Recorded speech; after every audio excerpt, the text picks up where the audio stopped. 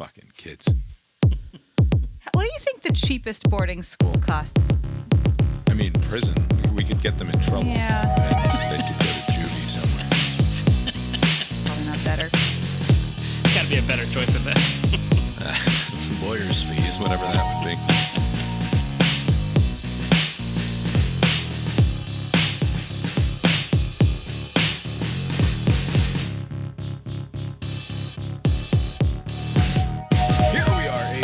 Iron Balls, a podcast about sports because literally anything is better than talking about the decorum of presidential campaigns taking promotional photos in a military cemetery.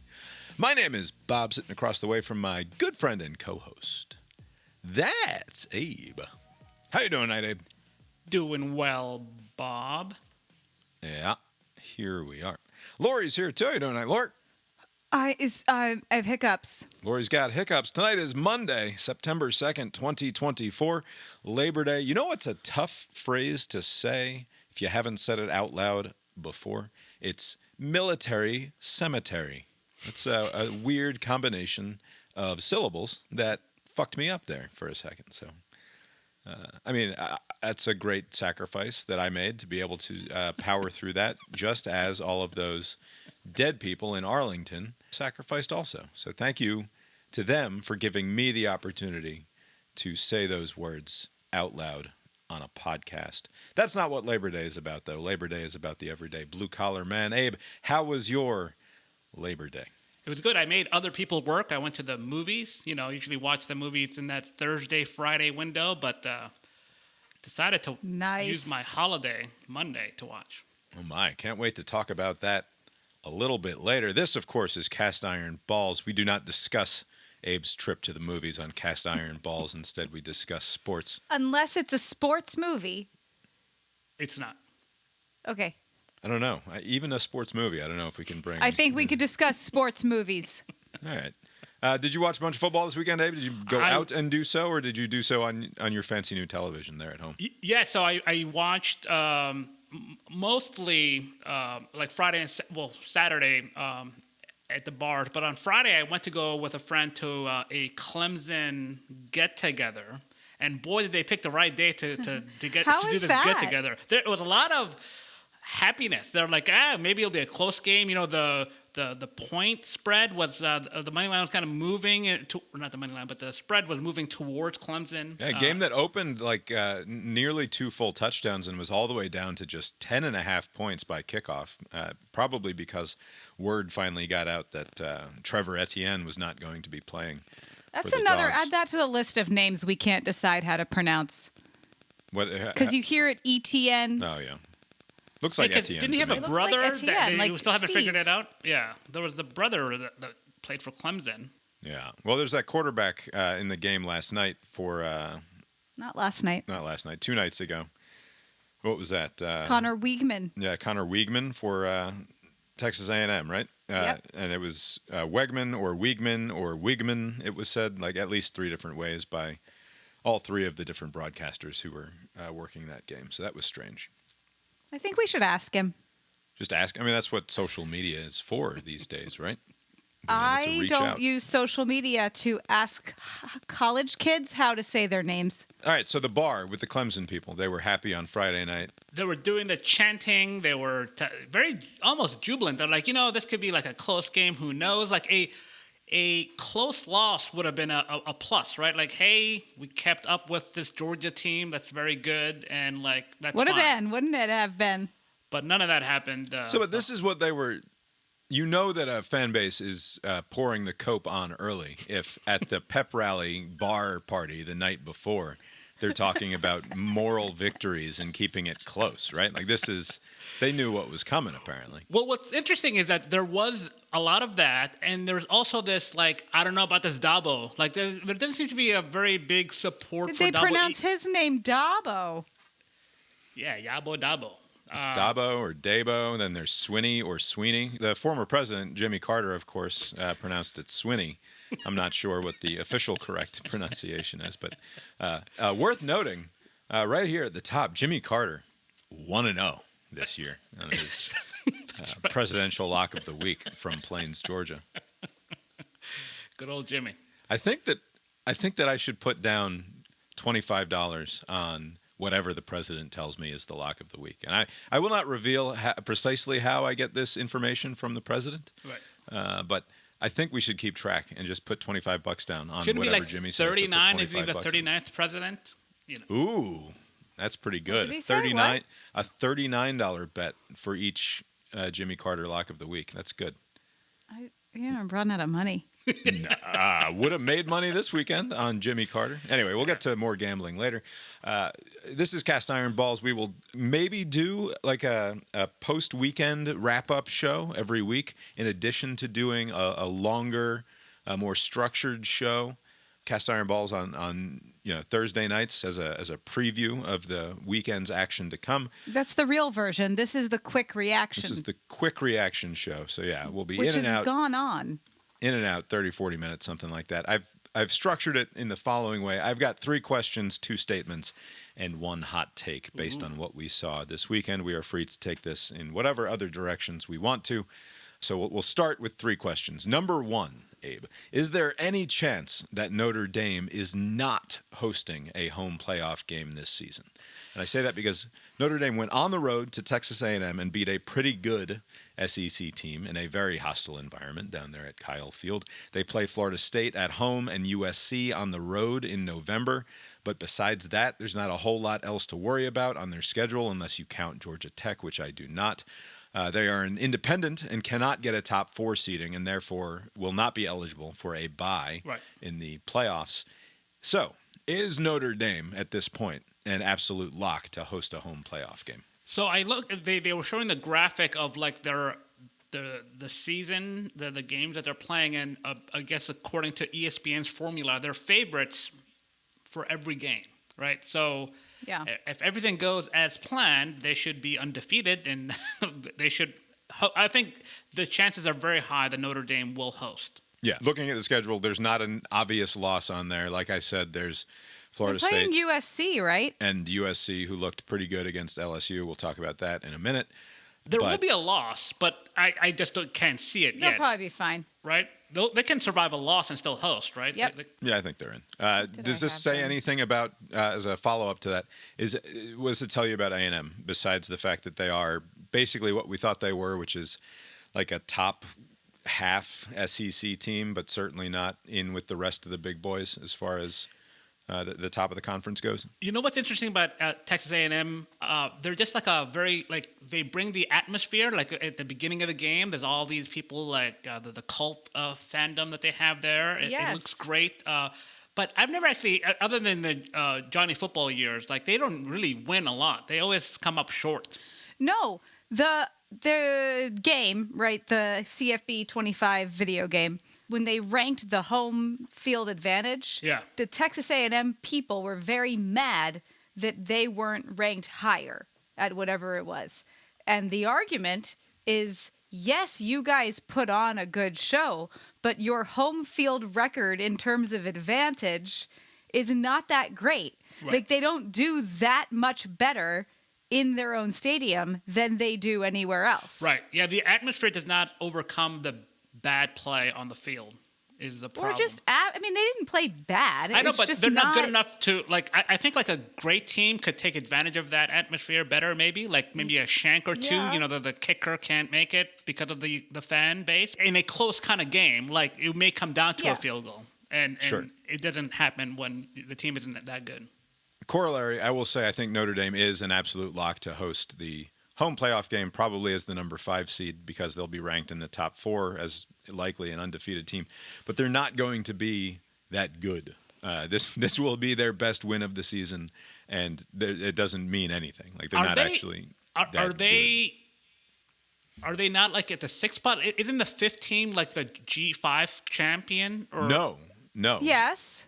No, the 5th team is not automatically the G5. They get a 5th. Oh, that's right. They get a 5th, but they can be slotted anywhere. They can be slotted wherever the committee decides to slot them. Notre Dame's going to host a home playoff game, and if they're lucky, they get slotted against that, the Boise State or whoever the G5 conference champion is, and maybe they get through. But I don't see them beating anybody else out of the 12 best teams in the country, at least not now. I mean, that's pretty nice because they don't have a conference championship game that first week in December. So they get basically most of December off, and then they play, like, if you imagine that they'll be the 5 team, they'll get a cupcake, like, right before Christmas. And it's, like, not a bad, like, schedule for them.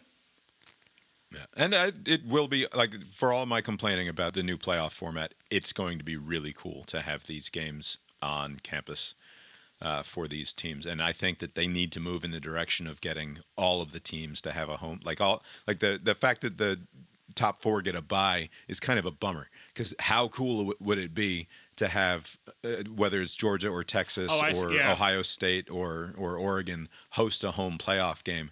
That would be so fucking cool. But still, you want to reward the better teams from not having to, because they have to play against a good team. Sure, probably but then in the play game. all of the rounds except maybe the semifinal and the final on campus. I see. Like, there's no reason for that second round to be at neutral sites. Fuck the fucking traditional bowls. Figure something else out for those games and put the games on campus. Call it that, but put it somewhere else. All right, moving on from that game. Collectively, this is now question number 2.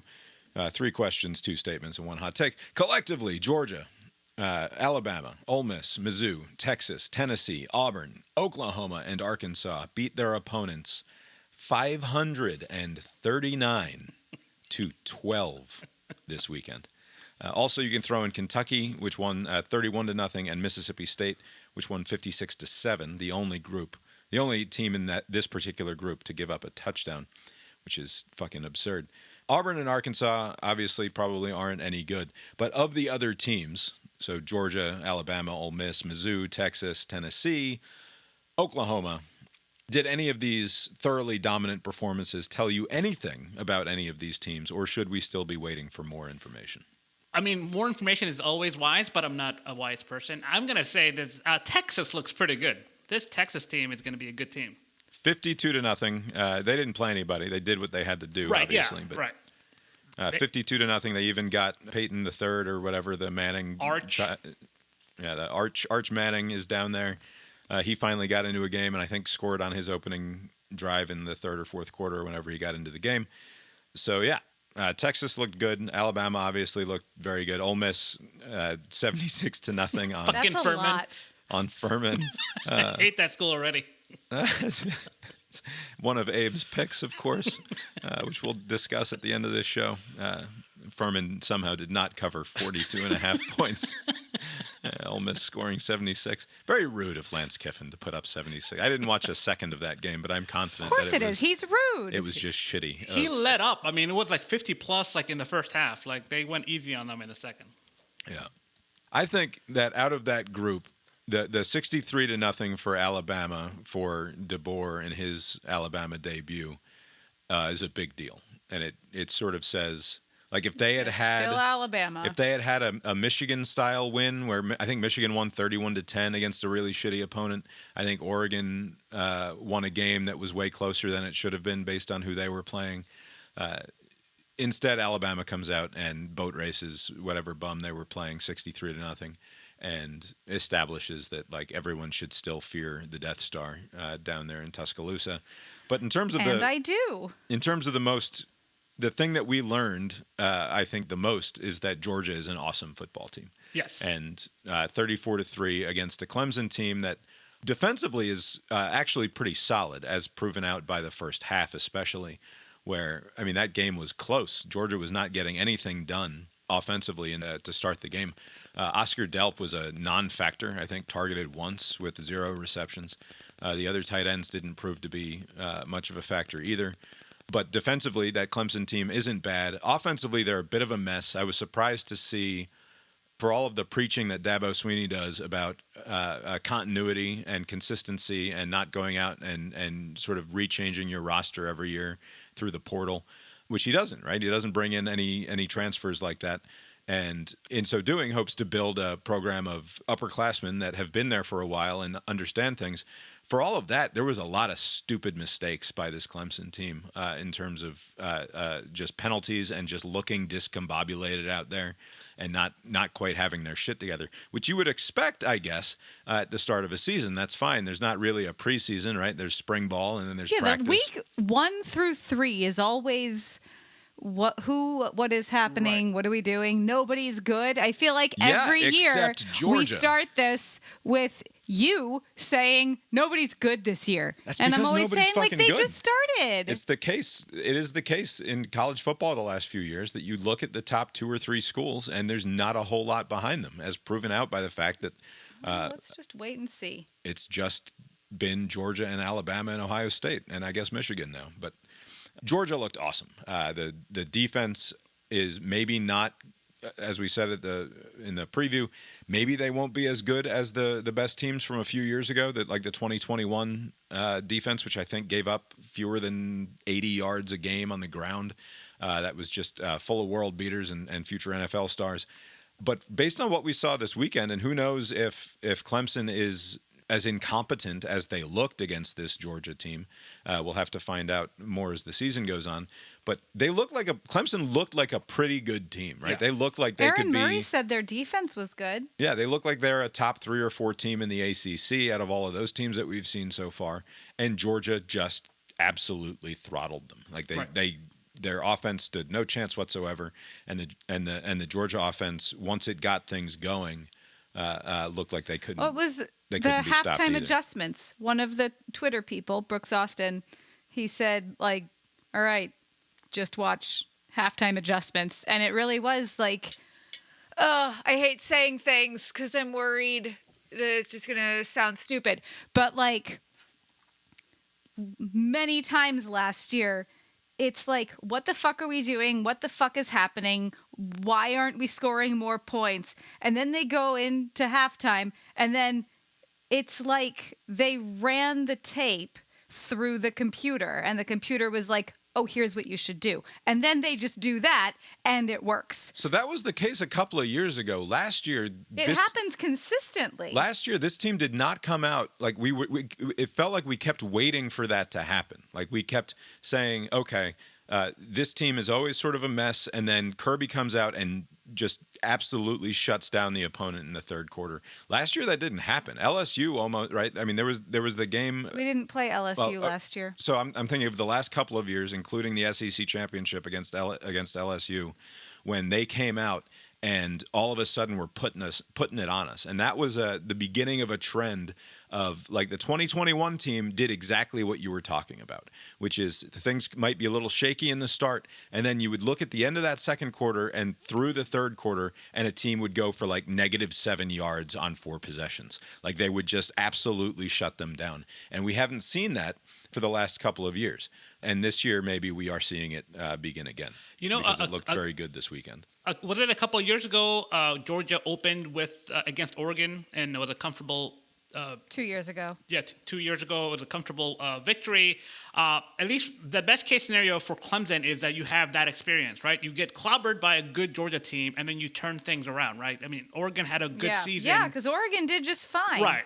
But the problem is, like, if it doesn't go in that way, like if they do lose more games against like a Miami and even like this surprising Georgia Tech team, I don't know how good they'll be the rest of the year, but like if they don't play that well, then all of the talk about like you're not adapting to the new environment of college football. Like college football is kind of moving past Dabo.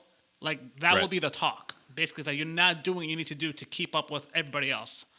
Well, it reminds me so much of 2019 Kirby, where it was the man ball thing. I think I said this already. Kirby wanted to do football the way Kirby wanted to do football, with the trenches and the man ball. And then 2019 LSU didn't do that. And in the SEC championship, it was clear that what Kirby was trying to hold on to, like, you can hold on to that, but you're not going to win holding on to that. So you have to adapt and change. And then he hired Todd Monken.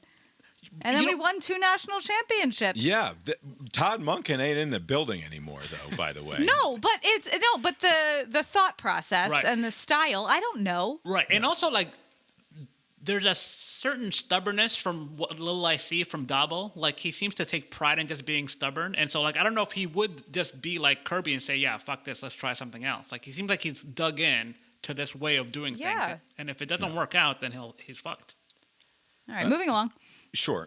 Before we move on from Georgia, I want to say my complaint about the Kirby Smart offensive era now married to this second season of having Mike Bobo back in the offensive coordinator chair, continues, which is sort of what you're talking about with the grown man football stuff, where they appear now for the Bobo smart offense appears to be, we're going to come out and show nobody anything. And you can make the argument that this, what are you talking about, Bob? It's the first game of the season. Maybe the offense hasn't figured out its identity yet. It's like, no, bullshit. Because go look at what we do every fucking game out, it feels like. With the exception of, I think, did we start the game against Alabama last year with an awesome drive? We just had a killer drive, yes, and then nothing happened after that, right?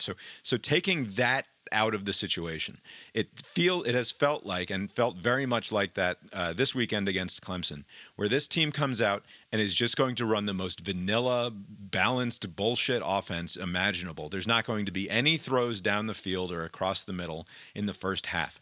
Carson Beck's those first three series, if he threw the ball more than 5 yards down the past the line of scrimmage, I would be surprised.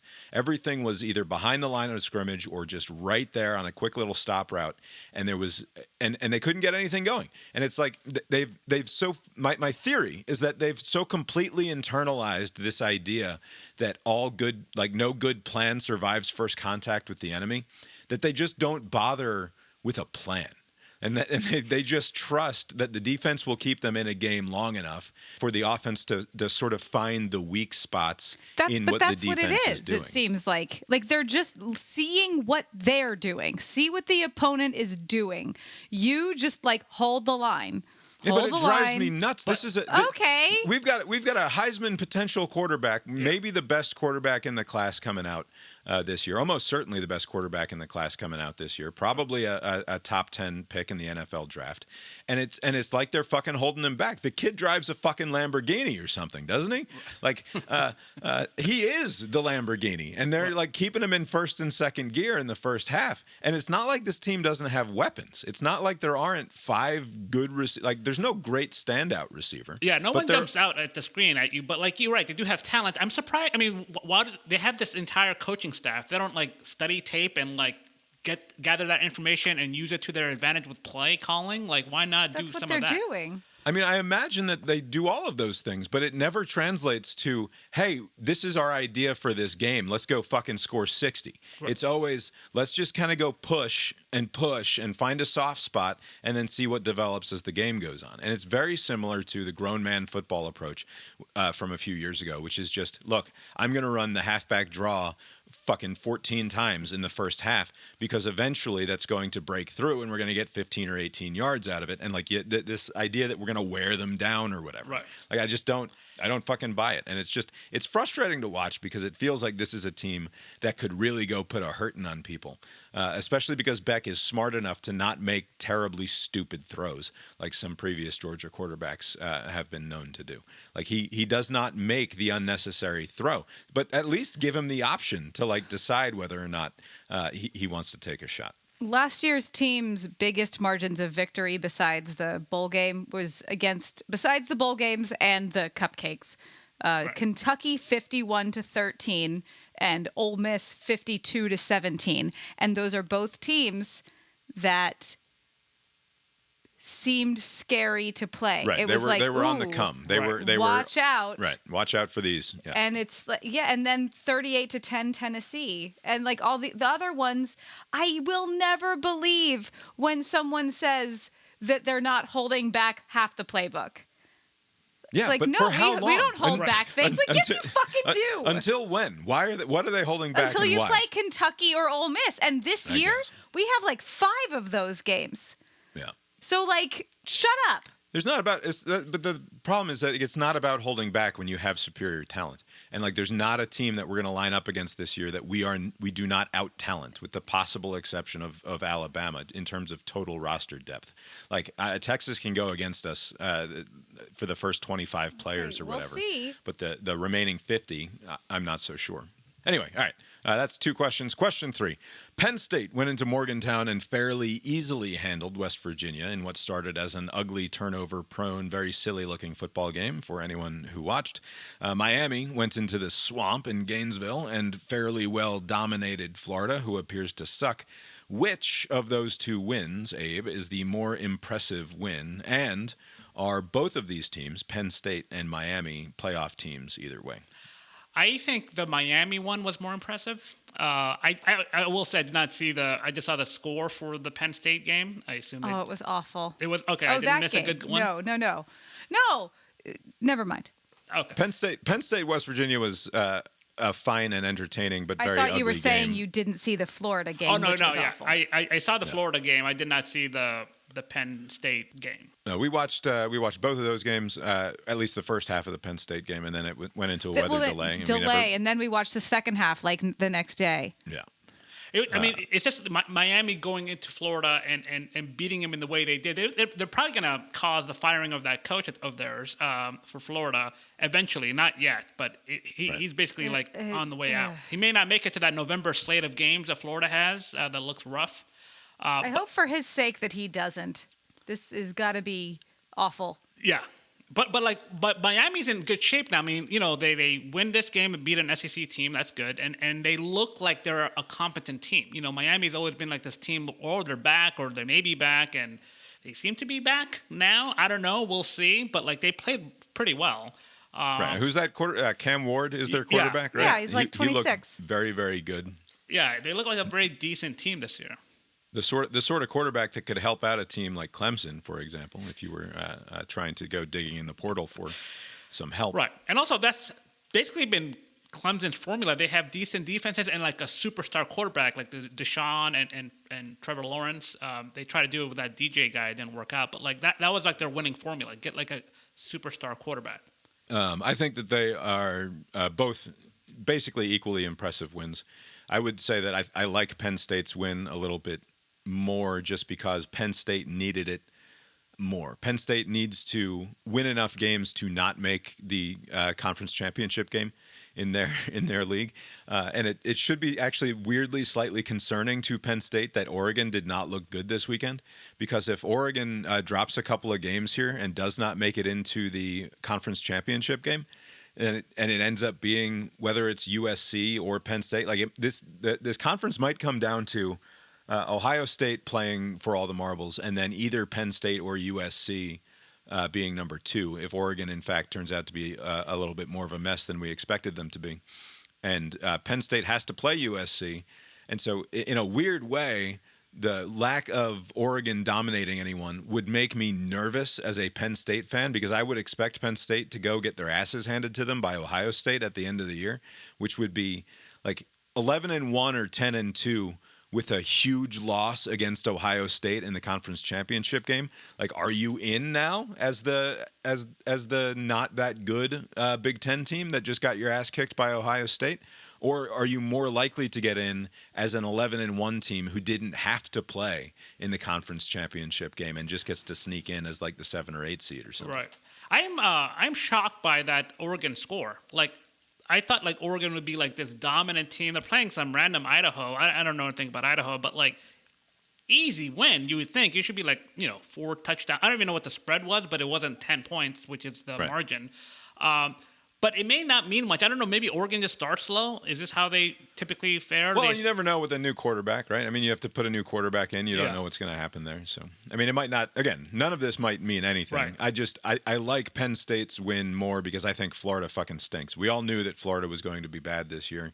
Miami didn't really need it. Like, obviously they wanted it, but they could lose that game and still end up winning the ACC, certainly. It had no bearing on their future.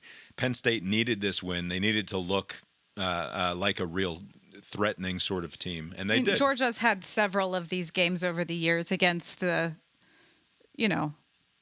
whatever small nothing school where the score is 22-39.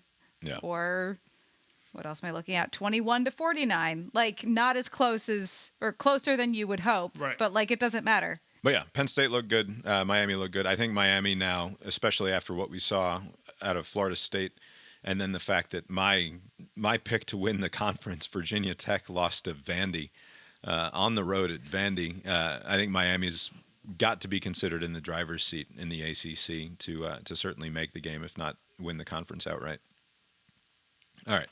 That's 3 questions. Now it's time for 2 statements. Nate Frazier, true freshman running back for Georgia, who, by the way, if you Google, as I did, Georgia Frazier in the middle of the Georgia football game, which is, I often do this. I Google the name of the school and then the last name of the player, trying to locate information about this person that I had not crossed my radar before. If you Google Georgia Frazier. Did you see the video of Nate Frazier, when he scored his first touchdown, did a little bow? Apparently that's like a running back tradition. I see a lot of running backs do touchdown. That. Okay. Yeah, you see it a lot and then never again. It's not a him thing. Okay. It's apparently that's what you do. Todd Gurley did it. Anyway, I Googled, like I was trying to say, Georgia Frazier. I Googled it to get more information about the running back for the University of Georgia Bulldogs. And the person that came up was Meet Miss Oklahoma 2015 Georgia Frazier, which was not helpful in my pursuit of more information about Nate Frazier. Her dad's name is George Frazier. Very creative names. Anyway, Nate Frazier, true freshman running back for Georgia, ran the ball 11 times for 83 yards and a touchdown, exceeded 100 all-purpose yards thanks to a 20-plus yard catch and run. The statement is Nate Frazier will be the best tailback for the Dawgs this season and maybe the best since the days of Sony, Michel, and Nick Chubb. He's listed at 5'10" and 210 pounds and runs a 10.5-second 100-meter dash, which is very fast. 10.5 seconds is fast for 100 meters, especially for a dude who weighs 210 pounds. Put a football in his hands, and he's going to be awesome. My prediction is that he will be the best tailback in this year for the Dawgs, outshining Trevor Etienne and whoever that other kid was who did not play this weekend. That's quite the statement. We'll see. No, he's gonna be awesome. He is my favorite kind of bowling ball running back. I love that. Like Edwards-Helaire from LSU is my favorite example of the, just can't stop that force from continuing to move. Just a bowling ball. And he was breaking tackles. Like he didn't look like an idiot out there. He looked like, I don't know. DeAndre Swift used to drive me crazy, but he was running a bit like DeAndre Swift this weekend. I'm excited about him in a way that I haven't been for a Georgia tailback the last few years. Bob has a crush. Look at that. All right, number 5 here. Second question. USC and LSU played an entertaining game that USC won 27-20 in Vegas. This was last night. Brian Kelly got big mad at his players for not being tough enough or something. Brian Kelly and Lincoln Riley are both mediocre coaches. Those are both mediocre teams, and neither is going to the playoff. That's my statement of fact after watching that game last night. So LSU would be what? You have Georgia, Texas, Ole Miss, and then, where would LSU fall into that? Alabama. So, 5th, 6th best team Mizzou, in the SEC? Tennessee. Yeah. You have a lot of really good teams in the SEC. LSU is kind of on the outside looking in of that. They've got a nice quarterback. Nussmeier is very good. I like that quarterback. But I don't see, again, Brian Kelly's teams have just never really impressed me. I never liked him at Notre Dame. I know he won games at Cincinnati. I don't like him. But it always felt like they were underachieving at Notre Dame. If he was truly a great coach, then they would have done more at Notre Dame rather than just beat a bunch of shitty ACC teams and make it into the postseason and fail to actually do anything with that, right? What did Notre Dame accomplish really under Brian Kelly? I was really bummed when LSU hired him because I don't like him. He seems like not a great coach, and I really like LSU as a second favorite SEC team, especially when it was the West and they played Alabama. Especially when it's Ed Ogeron or Les Miles. And the fact that so many of their players come from Louisiana, more than probably a lot of top tier programs. They really do recruit where they are. Very high retention of players, more so than Georgia. I love that. Yeah. I love their fucking fans are maniacs and then can turn around and pull it together and order a drink and tip. I want to root for LSU, and Brian Kelly makes it really hard. Right. He threw his players under the bus during the post game, right? He took some responsibility for I'm not doing the right things, coaching these bums, but it's a very bizarre these fucking assholes. Weird. Disappointing when those guys perform and you don't get a victory. Hell yes. Hell yes. I mean, and that's what I said to the team. I said, we had some guys played their butts off tonight, and we're sitting here again. We're sitting here again talking about the same things. About not finishing when you have an opponent in a position to put them away. But what we're doing on the sideline is feeling like the game's over. And I'm so angry about it that I got to do something about it. I'm not doing a good enough job as a coach. And I got to coach him better because it's unacceptable for us not to have found a way to win this football game. It's ridiculous. And it's crazy. In short, Brian Kelly has been failed by his players once again. Yes. But also, that seemed very... Oh, I meant to bang on the table this part. It's... Why are you pretending to be mad, bro? It's a bit Maybe performative. It's because he makes like $11 million to coach college football, and it doesn't fucking matter. Like, I guess, but then care. Don't be that. I don't know. That felt very weird, and I don't like him. Yeah, I don't think the USC is any good either. If you're telling me that I forget now the name of the kid, Miller Moss, the USC quarterback, if this is the guy who's going to make a difference for a Lincoln Riley team after he had Caleb Williams, after he had Kyler Murray, right, and whoever he had before that too. Like, he's always had good college quarterbacks, and they've never done anything with it. And I don't know. Apparently, everybody thinks Caleb Williams is going to be awesome in the NFL. I still don't buy that, but I guess we'll see. I don't see it happening. I think USC ends up losing 2 or 3 games. I wouldn't surprise me, even though Michigan looked like shit this weekend. It wouldn't surprise me at all if USC goes out and loses to Michigan. All right. Finally, time for a hot take. It's 3 questions, 2 statements, and 1 hot take. The hot take is the 2-minute timeout is an entirely unnecessary addition to the game of college football, added simply to make the TV timeouts feel more natural, and I do not care for it. That is my hot take about the 2-minute timeout. I think kind of like with the CBS, SEC on ABC theme from last week, you kind of have to let it breathe a little bit. And I think like this 2-minute warning, I'm going to call it that. That's what you should call it. So on that, before we go any further, the 2-minute warning, of course, was brought to the game of football because only the officials used to keep the time. There wasn't a scoreboard. There wasn't a TV bug or anything like that when like fucking Harvard is playing Brown or whatever in 1903 before the modern world was invented. And so the officials would then stop the game and let everyone know, hey, just so we're clear, there's only 2 minutes to go in this game, okay? This is your 2-minute warning. That's the advent of the 2-minute warning. It's why it exists in football. It's no longer a thing that's necessary, except that teams rely on it as a sort of 4th or 7th timeout, however you want to for the half, consider it. But in college, I just don't care for it because it gives.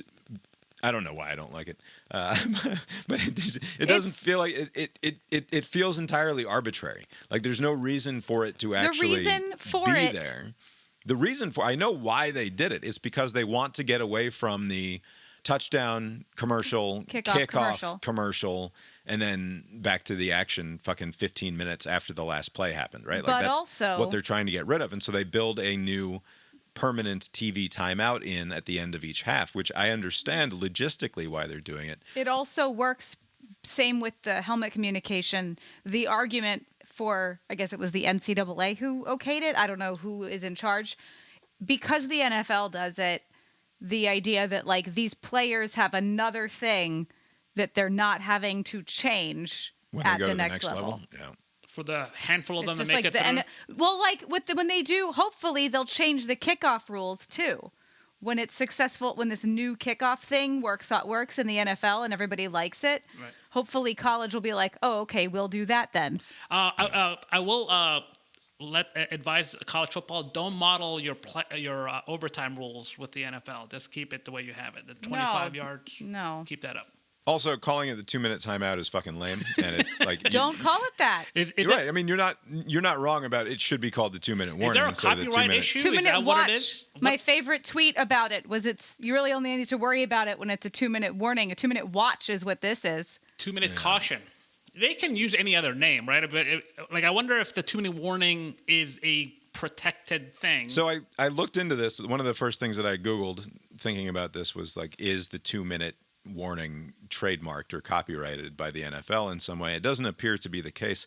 Apparently, the NCAA just didn't want to go with the warning because of the etymology of it, because it's like we're not actually warning anyone about anything. They were being sort of sticklers for the commentators should protest. They should refuse to call it a 2-minute warning, and then what are you going to do? Turn the feed off? No, they should refuse to call it a 2-minute timeout. You mean? Yeah, that's what I meant. What's distressing about it to me is that it is reliably longer than 2 minutes, and I know it's happening at the 2-minute mark. Right. That's why 2-minute timeout makes no sense. Calling it the 2-minute timeout suggests also not only that it's happening at 2 minutes, but that it will have a duration of 2 minutes. Right. But it's not. It's like fucking 3.5 minutes. We got to watch fucking 14 commercials. It sucks. All right. Have you got a hot take from the weekend that you'd like to get off your chest here? You seem to jump at the chance. I'm going to get ahead of this now before I'm proven wrong soon. But that quarterback for Tennessee is going to be a problem. Nico, what's his face? I know he played nobody. Chattanooga, whatever. But like the way he makes those throws, like he's going to be good. Yeah. And Georgia has had really unpleasant games against Tennessee where their stud quarterback airs it out against us and scores late touchdowns and kills us in heartbreaking fashion. I'm not saying that's what's going to happen this year. 2 years ago, that didn't happen. But it has happened in the past. I'm not looking forward. When they have an IQ of like 400, yeah. Not looking forward to the Tennessee game. For all of the concerns that we have about Texas and Alabama, that Tennessee game is concerning after this weekend. Like, don't be okay being bored watching Georgia football for now. No, I wasn't bored. I was frustrated by the offense, but very excited by the defense. I thought the defense was awesome, and I look forward to what they can do moving forward. Should we go over the results of our stupid game, and then we have to be done? Yeah. All right. So that's 3 questions, 2 statements, and 1 hot take. Also, what are you talking about Michigan playing? Who did you say plays next week? Because you're wrong. Doesn't Michigan play USC next week? No, Texas. Michigan and Texas next week.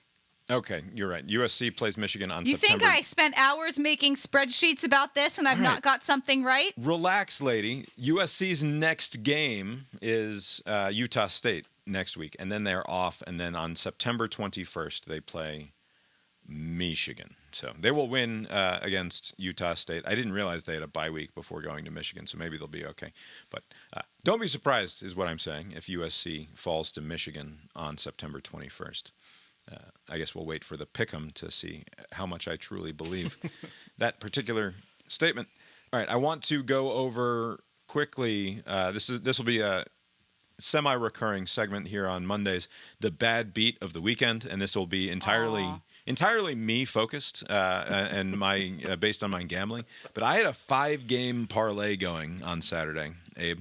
I had Maryland, Penn State, Georgia, Oklahoma State, and Boise State all as big favorites. 19.5 points, 7.5 points, 10.5 points, 11.5 points, and Boise at minus 12.5 points. This was a $10 bet to win $245, right? It's just toss $10 into the air fryer and turn on the air fryer and see what happens. Maybe you open up the air fryer and your $10 has burnt to a crisp. But maybe you open up the air fryer and all of a sudden there's $250 in there. Who can say what's going to happen when you put $10 in the air fryer?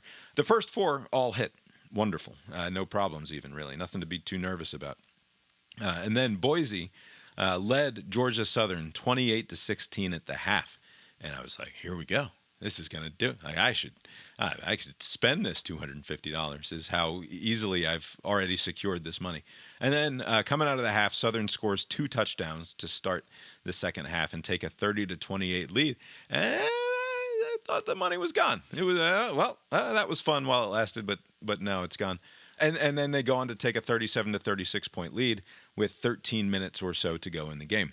And I thought I was toast. But then Boise State scores 3 straight touchdowns to go up 56-37 with 5 minutes to go. And you'll note that that's a 19-point lead. And I just need a 12.5-point victory in order to secure my victory. Southern then goes on a 3.5-minute drive to score a touchdown with 2 minutes to go. 56-43, a 13-point lead. If they kick the extra point, I'm toast. They elect instead to go for 2. They go for 2. They turn it into an 11-point deficit on the slowest moving play I've ever seen in my entire life. And you know why it's a slow-moving play? I watched it as though it were unfolding in slow motion. Not because this was like a nightmare where I watched my bet go up in smoke, but because it was hot.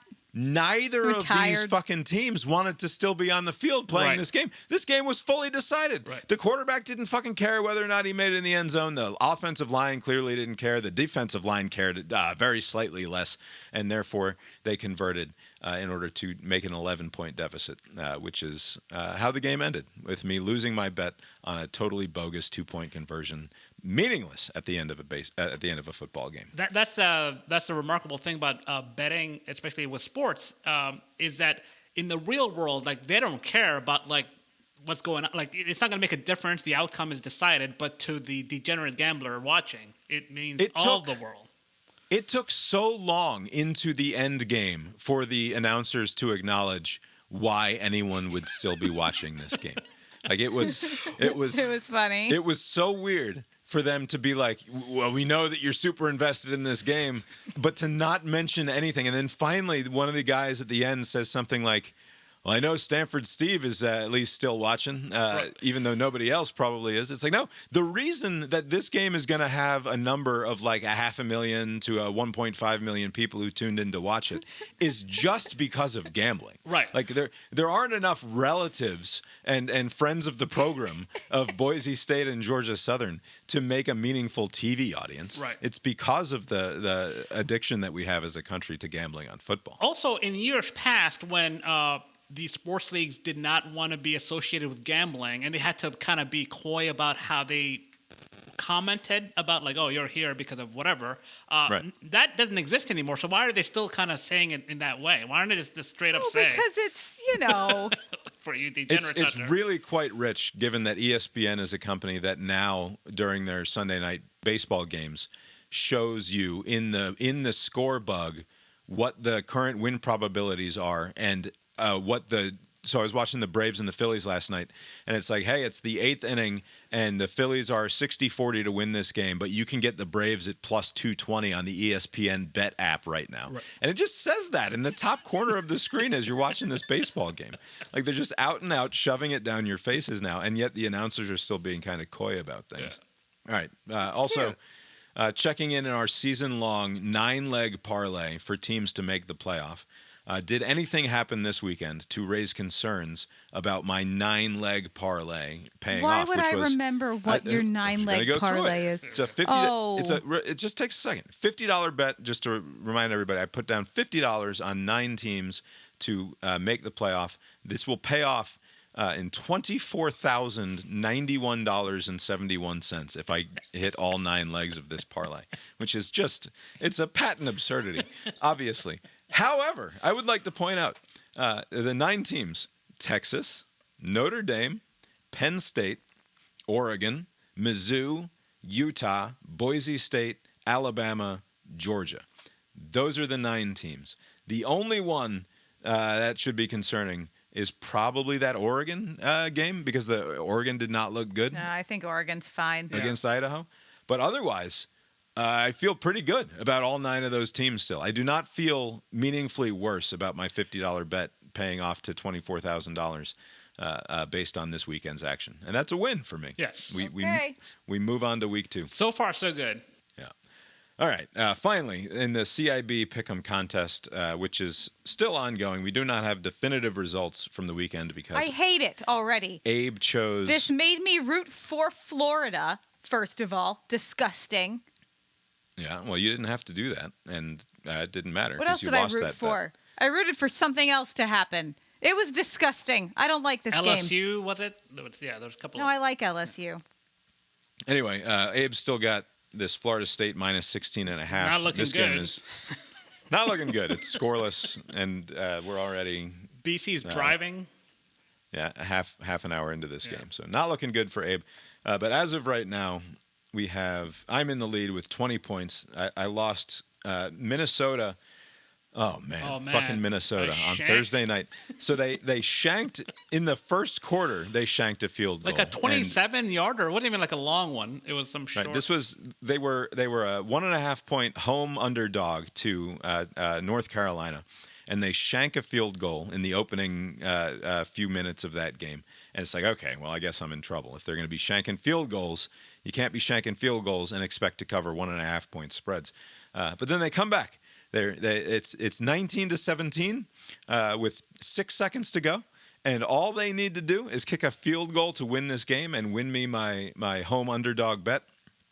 And the kid kicks it, and it looks like it's going right in, and then it does that thing where like somebody grabs the remote control and just steers it to the right, and it fades right on out of the uprights, and I fucking lost. So on 2 fucking missed field goals, I lose that bet that I had my hopes on Minnesota. Georgia Tech, I also had Virginia Tech to cover 13.5 points against Vandy. I blew that because they lost to Vanderbilt. Vanderbilt, the worst or second worst team in all likelihood in the SEC, beating what is probably even now a top 5 should be ACC team, right? Old man Lee Corso, who is still alive, he picked Vandy, I believe, in his pick'em on Saturday. Wow. I was like, whoa, this old man lost it. And then I was like, oh, maybe he knows something. We got to stick with Lee Corso and Jimmy Carter, apparently, if we're going to make money around here. All right. I also had Northwestern, Notre Dame, and Miami, and so that gives me 20 points. Lori scores just 5 points with her Oklahoma State selection. We had listener Steve write in with his picks. He scored 15 points this weekend, so he's currently in second place. Abe, you currently have 10 points with a possible maximum of 15. I'm going to concede the 5. It's going to be 10. So we don't lose points for not getting. You just don't 0. gain points, okay. Correct. So, I felt disgusting rooting for Florida. It felt disgusting. 2015 10-5 is the current standings of the CIB Pick'em game. And we will check back in on that, of course, as the season goes on. I think that wraps up what I've got planned for. I think so. I think we need to say bye. We don't need to say bye. We need to go into the wrap-up. You've been listening to Cast Iron Balls, a podcast about sports with Bob and Abe and Lori, too. You can find the show on Substack, brainiron.substack.com for more from us, because we're not just sports. We also do other stuff. Oh, but it's not as good. Sure. But, yeah, do your duty and listen to all of the rest of our shit. Tetramermusic.com, Tetramer music.com for more from Mark Gillig, who composed our opening and closing themes, and who I'm sure is right now toiling furiously in front of the composition machines in order to... He really toils meticulously. Meticulously and furiously. Possibly drunkenly. Maybe that's when he does his best work. Not sure. To compose Probably still just planning his wedding. A sports-infused theme. How did you feel, Abe? We discussed the SEC on ABC theme. They didn't just use it at the start of their coverage. They didn't just use it for the highlights coming out of the halftime or whatever. This thing was fucking everywhere. Yeah. It was in and out of every goddamn commercial break. It was in the promos. I feel like we heard it 100,000 times this weekend. It was way too much. And you know what? I hate it. It doesn't sit any better. Touchdown. It doesn't. It's not wearing any better than it was last week, as you promised me that I would come to appreciate it. 1 week, you got to let it breathe, Bob. Let it breathe. Hey, they are doing it too much. Right. I already didn't like it, and it's like, what about now? How about now? How about now? Like, We'll see at the end of the year. You can tell that they don't even believe in it, which is why they deploy it all over the goddamn place. If it was special, if it was good, they would just use it a couple times. So you think this shove it down their throat strategy is because they lack confidence in the team? They know it's shit. Give them more shit. Boston College about to go up 7-0 at the start of the second quarter here. Abe's bet not looking good. Fucking FSU. Abe, did you get into anything sports related or read anything or watch anything that is worth mentioning here at the end of the show? No. I mean, I watched a lot of football. I will say my new television, this matters not to anybody else, but my new TV came in last week, so I was able to watch all matters a lot to me. College football games. I'm very happy for you. All the different boxes, and it was great. It's amazing, isn't it? Getting a bigger TV is actually not a bad idea. So what a fantastic weekend this was. The first step, Abe, to you getting a second and possibly third TV as well. You'll be joining us in our debaucherous life where we have multiple televisions set up. We could be out roaming the streets, but we're safe at home with all the televisions. Right. Yeah. I will say the 42-inch TV that we bring up as the spare secondary TV feels way too small after we replaced our 55-inch TV with a what is it, 75-incher? I think we have up there. No, big. We have a monstrous. Size. We have a big fuck TV upstairs, and it used to be the 42 next to the 55 sort of complemented one another. Now it's like the 42 is like what's even happening on that television? Why do we bother? We bother because there are several football games on at once, and the question is why don't we have 3? But it's because of money. It's not. I had the opposite experience going from my normal size, whatever, 46-inch TV to the 65-inch TV. Because, the first thing I did was, like, not sports related, but I was like, I got to watch Avatar 2 just to see how it looks. Yeah. Jesus Christ. This TV is way too fucking big. There's so much information. My eyes are darting around. It's like... I don't know. Yeah, but then did you get used to it? And within like 3 days, I'm like, this is a normal size TV. Fuck that other TV. It's too small. Like, it's like the fuck that TV that I've had for like 13, 14 years. No, that was too small. Yeah. All right. Yeah, all we did was watch an obscene amount of football. This was such a fantastic weekend. Yep, it was a good weekend. Yeah. It was just hanging out, watching. It was too hot. I had to play 5 hours of baseball with the kids on practice on Sunday. And that was too much. Although there's no better way to get out the bad from last night, if the bad that we're referring to is just alcohol, a little bit too much alcohol potentially. We had the right amount of alcohol. Yeah, we didn't get silly or anything, but like always silly. But I'm an old man, and you drink a few alcoholic beverages, you might feel a little something the next day. But if you want to get it out, just go to the ball field, let the sun come out as soon as you get there, right? It's a nice cloudy day, and then just have the sun come entirely out as soon as you get to the ball field, and then rake an entire Little League infield in order to turn it over so that it's not quite so soggy, and then practice for fucking 4 hours with a bunch of 7 to 12-year-old children. That'll cure whatever is bothering you in terms of your hangover type situation you might be in. Abe, have you got anything else for us tonight? Nope. I guess that's all we've got for you tonight then, and we will talk to you next time. Later.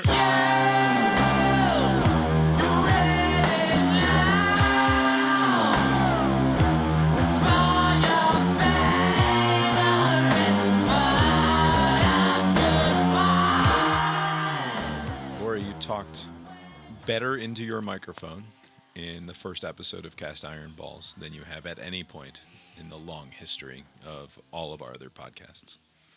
We were talking about something good.